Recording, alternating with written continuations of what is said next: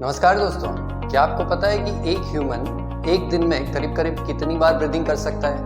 Approximately 23,000 times. तो चलिए आज देखते हैं रेस्पिरेटरी सिस्टम के बारे में।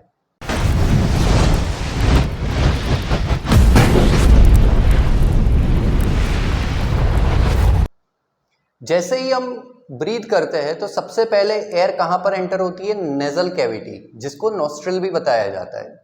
ये नॉस्ट्रिल के अंदर कुछ हेयर्स और म्यूकस भी प्रेजेंस रहते हैं, जिनका काम होता है कोई भी फॉरेन पार्टिकल्स को बॉडी के अंदर एंटर होने से रोकने का। तो जैसे ही देखिए यहाँ से फॉरेन पार्टिकल एंटर हो रहे हैं तो वो तुरंत ही म्यूकस या फिर हेयर के साथ जा रहे हैं और एयर जो है वो आगे बढ़ रही है। तो इस तरीके से होता है। देखिए ये जो पिंक आप देख रहे हो, ये पिंक जो है वो है फॉरेन पार्टिकल, डस्ट पार्टिकल, और जो भी एयर थी वो आगे बढ़ रही है। अब जैसे ही यहाँ पर पहुंचते हैं तो एयर जो होते हैं वो एक यू टर्न लेते हैं बिटवीन द आईब्रोज। अगर आप देखते हो तो जैसे ही हम ब्रीथ करते हैं तो यहाँ से एग्जैक्टली बिटवीन द आईब्रोज होके वो एयर जो होती है वो एक यू टर्न लेके नीचे की तरफ बढ़ती है। जैसे ही एयर जो है वो नीचे की तरफ जा रही है, उनकी मुलाकात होती है तीन भाइयों से। सबसे पहले फेरिंग्स कहाँ पर होता है? थ्रोट रीजन के अंदर। उसके बाद होता है लैरिंग्स।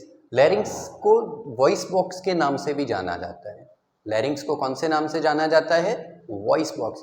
आप जब भी बोलते हो तो गले के अंदर से जो भी गले को टच करो तो जहाँ से वाइब्रेशन फील हो रहा है ना, वो होता है लैरिंग्स। और तीसरा होता है ट्रेकिया, जिसको बताया जाता है विंड पाइप। ये तीनों मिलके एक ऐसा कंटिन्यूअस पैसेज फॉर्म करते हैं जहां से एयर जो होती है वो कहीं पर भी कोलैप्स ना हो जाए हो और कंटिन्यूअसली आगे बढ़ती रहे।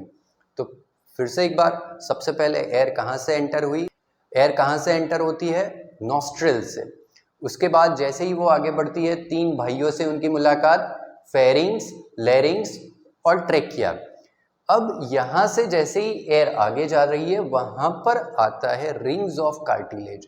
जो रिंग्स ऑफ कार्टिलेज होता है, ये उनका काम भी यही है कि एयर कहीं से भी कोलैप्स ना हो और कंटिन्यूअसली फ्लो होती रहे। तो देखते हैं। देखिए एयर जो है वो यहाँ से आगे बढ़ी और फिर कंटिन्यूअसली फ्लो होते होते वो पहुंच चुकी है लंग्स के अंदर। जो लंग्स होता है, इनकी साइज करीब करीब एक टेनिस कोर्ट के जितनी होती है।